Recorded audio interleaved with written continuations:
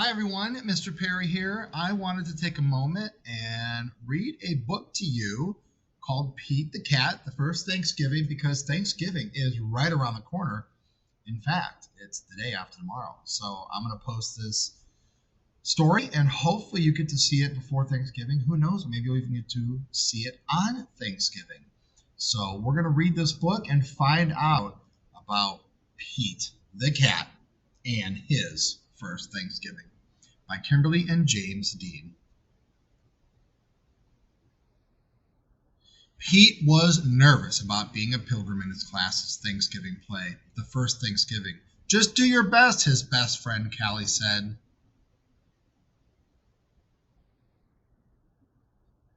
Pete said he would try. He was ready. His mom had even made him a pilgrim hat, which was really cool.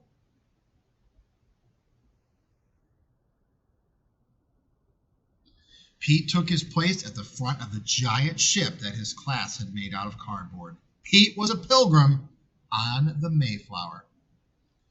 In 1620, a group of pilgrims decided to leave England for the New World to build a new life.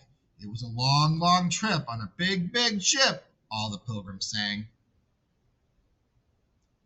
The sea was rough and very dangerous. Many pilgrims got very, very sick. The dream of a new start in a new world made the hard trip worth it, all worth it. For more than 2 months, the pilgrims sailed. They wondered if they would ever get there.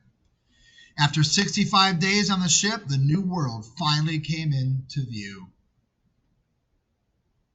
Land ho! Pete cried. All the pilgrims did a happy dance. The pilgrims arrived in the New World at Plymouth Rock in what is now Massachusetts. Everyone had many chores to do, like growing food, finding water, and building shelters, because it was cold. The first winter in the New World was long and hard. In the spring, the pilgrims had to decide whether to give up, go back to England, or keep trying. The pilgrims had heard about the Native Americans, and many worried that they would not be friendly.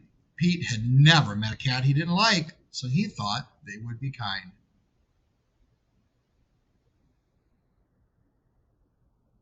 Pete was right. He made a new friend in Squanto. Squanto and the other Native Americans showed the pilgrims how to grow crops like corn, beans, and squash. By summer, the pilgrims had learned how to farm the new land. By fall harvest, the pilgrims had plenty of food. To thank Squanto and the other Native Americans, the pilgrims invited them to share the harvest. This celebration became known as, you guessed it, the first Thanksgiving. Pete was relieved when the play was over.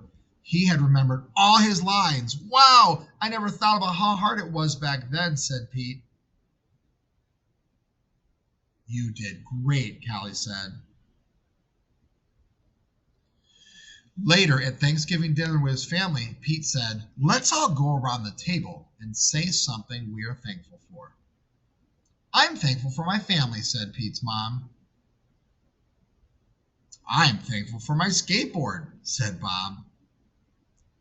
I am thankful for the brave pilgrims that started their new free world, said Pete. What are you thankful for?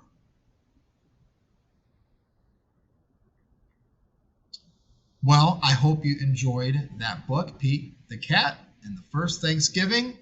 And I hope you have a great Thanksgiving with your family, that you get to spend time together and enjoy time off of school.